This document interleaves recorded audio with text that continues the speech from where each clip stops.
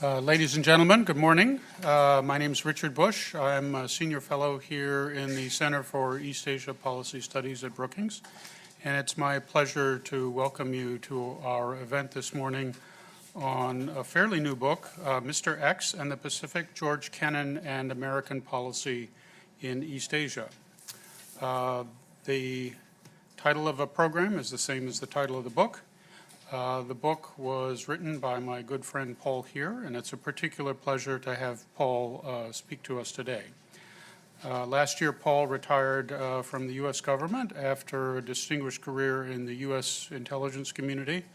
He and I first worked together in the mid-1990s when he was an analyst at CIA, and I was the National Intelligence Officer for East Asia. I was very pleased in 2005 that Paul became the NIO for East Asia. Commenting on Paul's presentation today will be my colleague Tarun Chabra, who's a fellow in our project on international order and strategy. As many of you probably know, Bob Kagan was going to serve as commentator on Paul's presentation, but he suddenly had to go out of town this week. I'm really grateful that Tarun can substitute for him on short notice. George Kennan, the subject of today's program, was probably the most prominent Russia and Soviet specialist of his day. He wrote The Long Telegram and the Mr. X article in Foreign Affairs. As the first director of the policy planning staff in the Department of State, he played a seminal role in the crafting of Washington's first strategy of containment. But Kennan knew little about East Asia, a region that was experiencing tremendous turmoil after the end of World War II.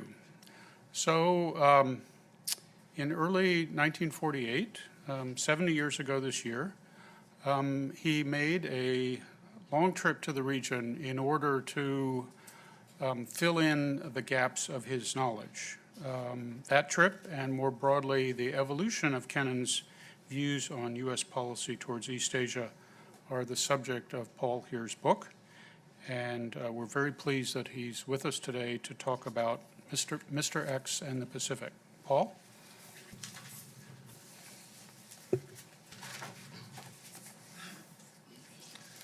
Well, thank you, Richard. It's a great thrill and an honor to be here. It's especially a privilege to be hosted and introduced by Richard, because I don't know if I ever told you this, but when I applied to become the National Intelligence Officer for East Asia, one of the questions I had in the interview was, which former NIO would you consider your role model if you got this job? And even though I did not anticipate the question, I immediately answered Richard Bush. So it was a thrill to be here by him. I'm also greatly privileged that Ambassador Kennan's daughter Joan is here. It's quite an honor to have you here today. When I tell people that I wrote a book about George Kennan in East Asia, I usually get a quizzical look or the explicit question, what was there to write about? And I'm actually somewhat heartened usually when I get that response, because it reinforces my hope that people will find something new and different here when they learn how much there was to write about Kennan in East Asia. It's easy to overlook the fact, as Richard said, that when Kennan was centrally involved in formulating the policy and implementing the policy of containment of the Soviet Union during the late 1940s, when he was director of the policy planning staff, which was really the period when he was most influential, that his purview was not confined to the Soviet Union and Western Europe. It was global.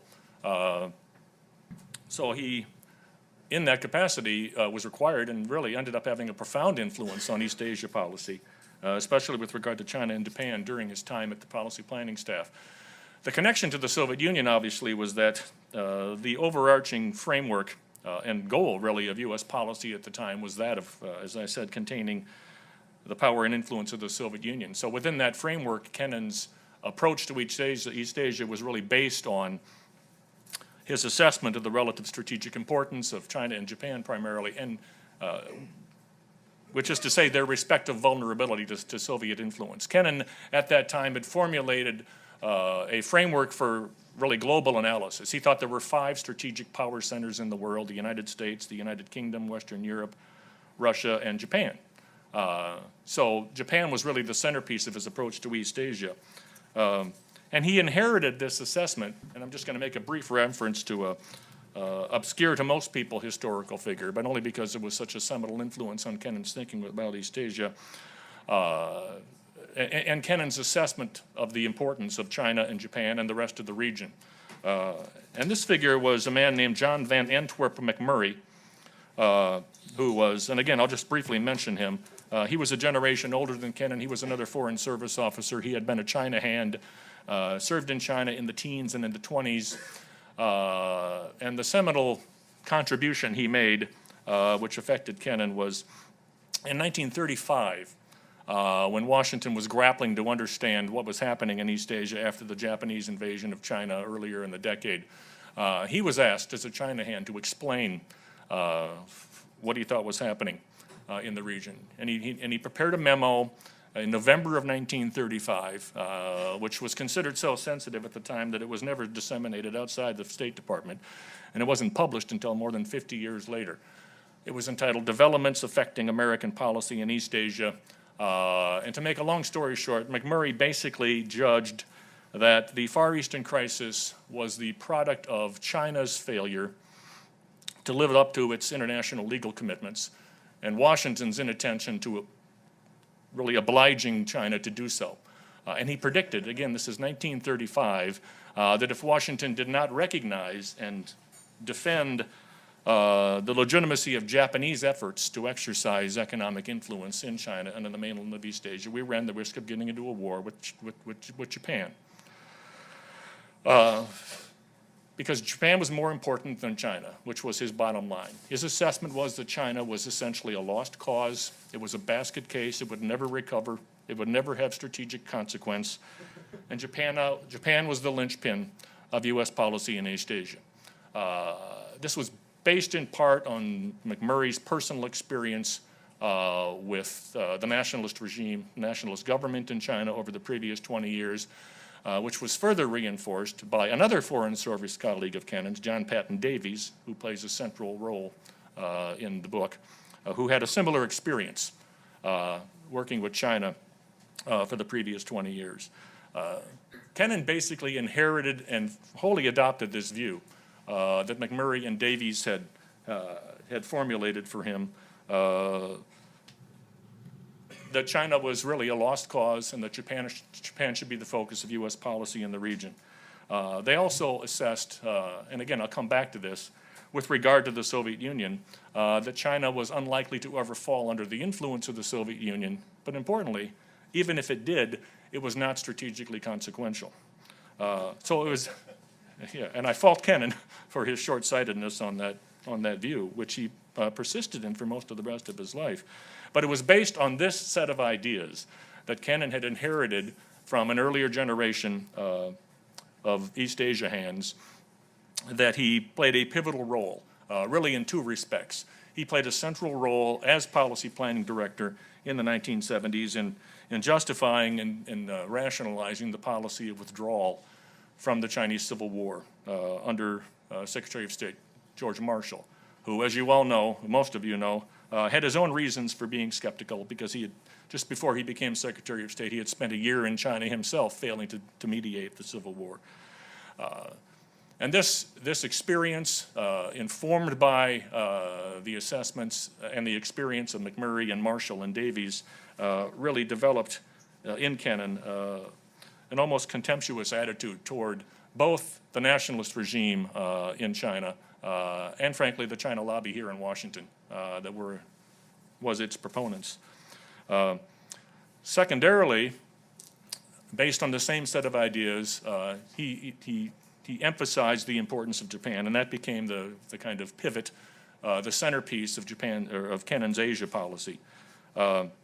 He was the primary agent within Washington, and it's a very complex bureaucratic story, but which I outline in the book, of the redirection of our occupation policy in Japan in 1947 and 1948, away from a punitive approach, which was aimed at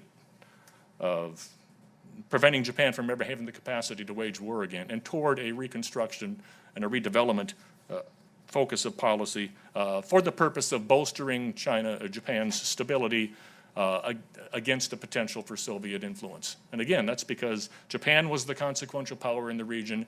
It was vulnerable to Soviet influence in ways which China, if it was expendable. And this was one of my favorite episodes doing the research here.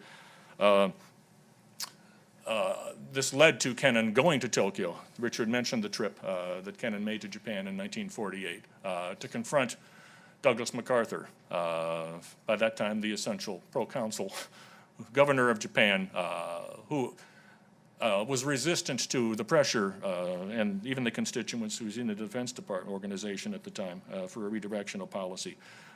I mention this again to emphasize that it was connected to Kennan's containment policy because Kennan in his memoirs judged that his role in Japan policy redirection was second only to his role in development of the Marshall Plan in terms of his contributions to foreign policy. And they essentially had the same purpose. The Marshall Plan and the reverse course, as it came to be known in Japan, were both aimed at insulating those countries against Soviet influence. And it was during this same trip that Richard mentioned in 1948 that Kennan developed what he called his strategic political concept for U.S. policy, overall U.S. policy in the region. And this was essentially one of the initial formulations of what became the defensive perimeter concept, which later became famous when Dean Acheson, as Secretary of State in January of 1950, gave I'll come back to this in a minute, a famous speech in which he outlined the defensive perimeter concept, essentially excluded South Korea from it, and according to many historians and commentators, helped set the stage for the Korean War. But going back 2 years earlier, Kennan, during this trip to Japan, in which he made side trips to Okinawa and to the Philippines, developed this concept in which he basically asserted that the entire mainland of East Asia was strategically expendable, for the reasons I mentioned before in terms of his assessment to China, but the Korean Peninsula and all of mainland Southeast Asia as well were not strategically important to the United States. And we should minimize and, in fact, extricate ourselves from commitments there. Japan, on the other hand, would be the focus and the strong point. But interestingly, Kennan's view was that Japan, even in this framework, should be neutralized and demilitarized. The only forward U.S. military presence that he advocated was in Okinawa and potentially in the Philippines, depending on the determination of what was important there. Now, for reasons which we all know, the defensive perimeter concept had a very short shelf life, was upended essentially by the Korean War, but it did in fact become the de facto basis for U.S. policy in East Asia for the next couple of years. It was very much reflected in another policy document, which has become the historical footnote. In December of 1949, just a few months, 6 months before the Korean War, and what essentially was the end of Kennan's tenure at the State Department, which he left that year for reasons which I'll come back to. The National Security Council published NSC 49, the position of the United States with respect to Asia, which, if you read that document today, without the foresight or the hindsight of the Korean War, it was very much a compilation of Kennan's influence on East Asia policy, because it largely reflected a lot of the policy documents that had been produced under his tenure at the policy planning staff. And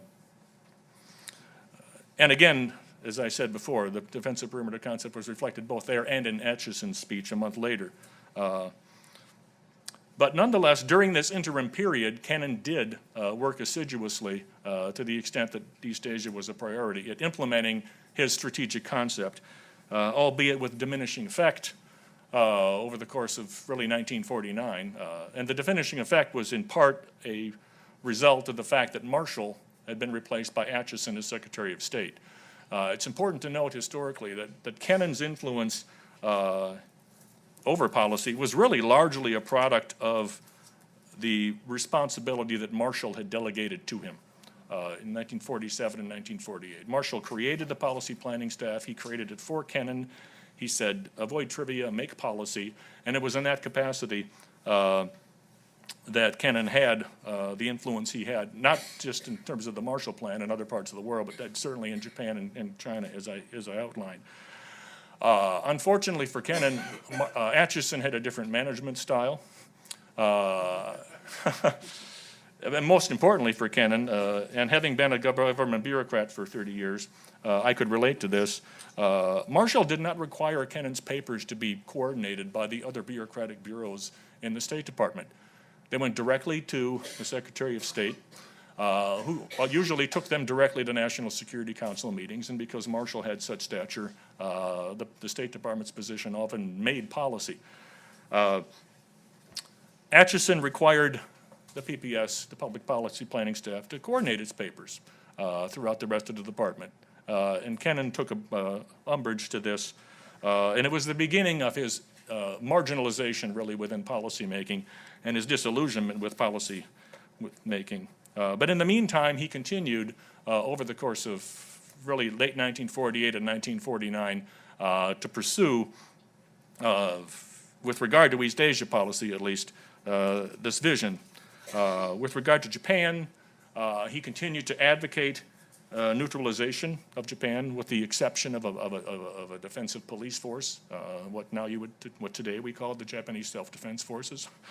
But there was no consensus during this period within the Department of Defense, actually across the government, as to whether Japan at that time was ready for the formulation of a peace treaty, whether Japan would be the site for long-term U.S. military force installations. And this uncertainty persisted really until the Korean War. And that's the interesting thing. The Korean War was just a benchmark for so many of these issues.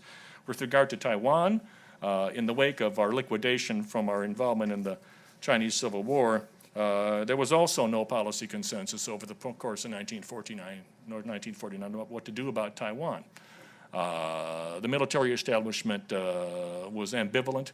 They didn't want to dismiss it out of hand, but they didn't want to commit themselves to a military commitment there. And Kennan, just as an aside, there was an anomalous little episode where Kennan essentially advocated briefly, before it was quickly discredited, asserting unilateral U.S. control over Taiwan, and quoting from the memo, the way Teddy Roosevelt would have done it. This idea went nowhere, but it was based on Kennan's very negative attitude toward the nationalist regime and Chiang Kai-shek, who had been the source of so much tension during the Civil War period. With regard to Southeast Asia, again during the same period, Kennan, and this is where he became, one of the areas where he became prescient, he tried to advise against intervention, especially in support of the French efforts to reestablish its colonial control over Indochina. And this is where Kennan first started to grapple with one of the dilemmas that really, I think, became representative of the inconsistencies of his approach to dealing with East Asia. He asserted, as I said, that Southeast Asia had very limited strategic value, but Washington was still grappling with the idea that there was some need to sustain our credibility and our prestige there. And this was one of the places where Kennan, I think, ultimately was never able to reconcile his strategic assessment of the importance of East Asia and this idea that U.S. credibility and prestige are something that couldn't be compromised. And the same thing obviously came to happen later with regard to Korea. During this period, 1948, 1949, Kennan, along with everybody else in Washington essentially, had supported U.S. military withdrawal from the Korean Peninsula. And here he was not alone in dismissing Korea in terms of its strategic importance to the United States.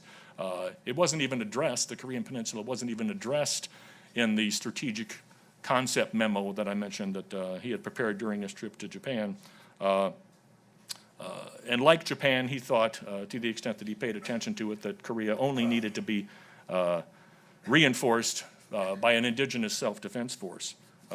But again, this later, in fact, immediately became, within 6 months or so, became another area where this prestige and credibility issue became a dilemma for him. So that was all the run-up to the Korean War. Kennan had defined our interests narrowly, had tried to minimize our commitments there. And then the June of 1950 happened. The North Koreans invaded the South, which very quickly essentially destroyed and upended the whole concept of the defensive perimeter. And it led to a much more militarized version across the region, as well as in other parts of the world, a much more militarized version of containment than Kennan had advocated. And he himself actually, at the outset and immediately, had supported U.S. intervention to turn back the North Korean attack for two reasons. Because of this prestige and credibility issue, which was somewhat immaterial but still central to his thinking, but perhaps more importantly, because he, like just about everybody else in Washington at the time, thought the North Korean attack was pretty much a Soviet operation. Now we know from the historical record that's been exposed since then that it wasn't as simple as that. I mean, there were a lot of fault lines between Pyongyang and Moscow and Beijing, for that matter, at that time. And again, it's a tangent to my story. But Kim Il-sung was playing Beijing and Moscow off against each other. But in the summer of 1950, Washington reacted to that as if the Soviets had wanted this to happen and it was their initiative. But even here, Kennan's attitude toward Korea was ambivalent because, frankly, by the end of that summer, he had kind of retreated to what I call his kind of fair weather view of the strategic importance of Korea and was again advocating a U.S. military withdrawal in connection to, as I said, this earlier idea he had. In fact, this is, I'll come back to this in just a second. It was connected to his idea about maintaining the neutrality of Japan. In any event, over the course of the summer of 1950, this is really the period where Kennan became very disillusioned, partly because official Washington, in his view, was not prepared to accept his analysis and that of others that there were, in fact, limits to Soviet ambition. He also, with regard to Korea, was, by the end of the summer of 1950, he was probably one of the only substantial voices that was warning against crossing the 38th parallel once we regained the initiative. And that came back to haunt a lot of people. But the bottom line is that by the summer of 1950, Kennan had grown so disillusioned with his influence and with the direction of U.S. policy in East Asia. In fact, I start the book with a memo that he wrote to Atchison on that occasion, in which I'll just quote this one sentence. With specific reference to U.S. policy in East Asia, he said, "The course upon which we are moving today is one, as I see it, so little promising and so fraught with danger that I could not honestly urge you to continue to take responsibility for it." He thought everything about our policy in response to the Korean attack was highly problematic. And in fact, the impact of the Korean War, and I'll wrap up with this essentially, upended his vision for U.S. policy in the region. It provided, over the course of the next year or two, it provided the rationale for a long-term U.S. military presence and alliance in Korea and an alliance with the South Koreans that he did not support before or after. In Japan, by this time, John Foster Dulles had been brought into the administration as a Japan policy advisor. In Japan, it had provided the rationale for moving toward a peace treaty, rearmament of Japan, and the retention of a long-term U.S. military presence in Japan, which, as I said before, he opposed for reasons that I mentioned. With regard to China, the Korean War had provided the rationale for the protection of the nationalist regime on Taiwan and the adoption of a hardline position on communist China's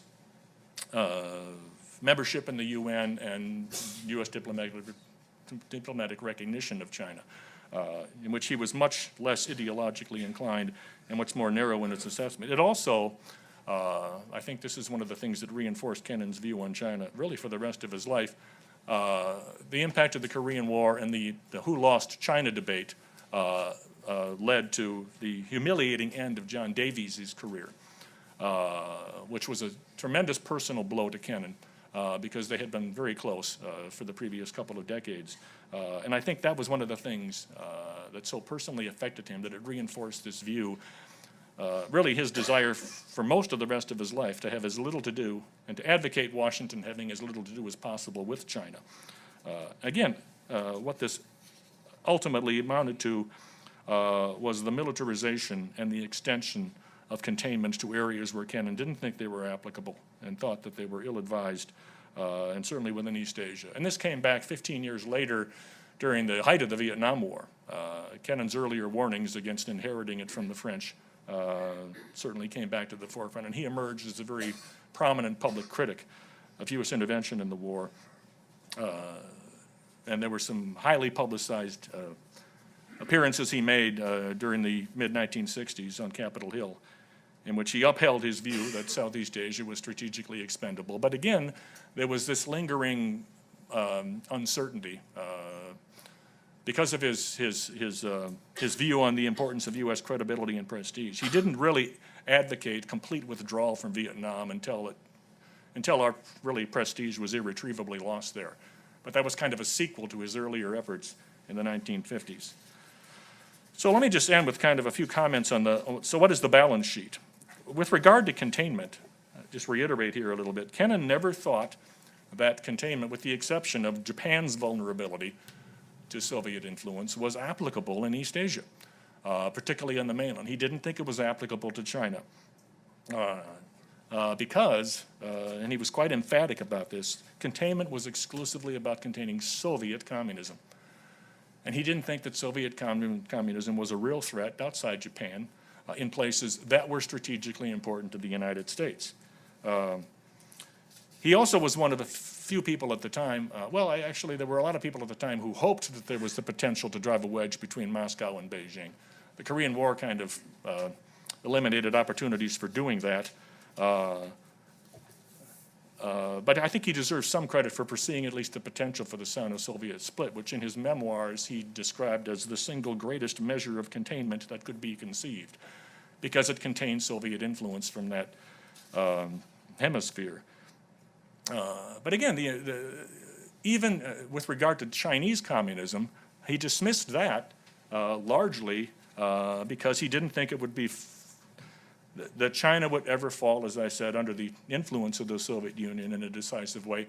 But even if it did, China was strategically inconsequential. The paradox or the irony is that later on in the 60s, Kennan advocated some policies, and there were several things I mentioned in the book where he gave speeches referring to things like firm barriers that needed to be erected against contemporary Chinese imperialism. And that the Chinese communists hated Washington because of the audacity of America to stand in its way. I think that he was essentially advocating pushing back in ways that sounded a lot like his definition of containment in the X article. And I think the irony today, among the many ironies today, is that this idea of trying to minimize Chinese influence within East Asia relative to that of the United States is, in my view, inherent in our policy toward the region today. And more importantly, it's what the Chinese leadership calls containment. So I like to say that some version of his doctrine has survived in East Asia, even though it's changed or renounced its name. Finally, with regard to the other legacies or lessons of Kennan's involvement in the region, on the downside, I think he certainly was blinded far too long by his distaste for dealing with China, either communist China or nationalist China. Despite he had great respect in his memoirs, it's clear, for Chinese civilization. But there's one quote I can't remember. He says, "I have no interest in either regime. We need fear neither Chinese regime or have any relationship with it." And I think this was, again, a short-sighted view that was informed largely by the problems of dealing with nationalist China during the war and the Civil War, and especially the the destruction of Davies's career at the hands of other U.S. Political constituencies who had been advocates for that regime. I think, frankly, that, again, on the downside, a lot of his ideas with regard to East Asia were not politically viable. Some of them were based on really a tinge of racism. He was very dismissive of Southeast Asian governments' inherent indigenous capabilities. And again, I think the primary complaint I would make against his approach to the region is that, as I said before, he was never able to reconcile the tension between his assessment of the strategic unimportance, really, of mainland Southeast Asia, mainland East Asia, and his view that somehow U.S. credibility and prestige was something that couldn't be compromised. And I think, frankly, we're facing elements of that same dilemma today in terms of measuring our credibility and its importance and its value to other countries in the region. On the upside, on the balance sheet, I give Kennan credit for, certainly for the reverse course in Japan, which, I mean, it's been the subject of historical debate as well in terms of the inattention, really, to democratization in parts of that process. But Kennan certainly played a central role in the rebuilding of Japan to make it a strategic bulwark in the region. At the same time, he did anticipate the ambivalence that the Japanese would have about the U.S. alliance and the military relationship going forward. He did, as I said before, provide the rationale for withdrawal from the Chinese Civil War, which was obviously very controversial. It's true that it was kind of a foregone conclusion, but that was a hard thing to advocate given the domestic political environment at the time. With regard to Southeast Asia, he was certainly vindicated in his warnings against U.S. intervention in Indochina. And I think there's one quote I came across from one of his speeches, which I think was about Southeast Asia, but I think it was very insightful in foreseeing the potential problems of dealing with ambivalent allies. Maybe we can come back to that. But I think, my closing thought is that I think most importantly, I think Kennan's approach to the region was always based on, and I think appropriately, on his assessment of the limits on U.S. interests there, the limits on U.S. influence there, and the need to develop policies in the region that recognize those limits rather than, and really have an accurate assessment of our interests and have an accurate assessment of our influence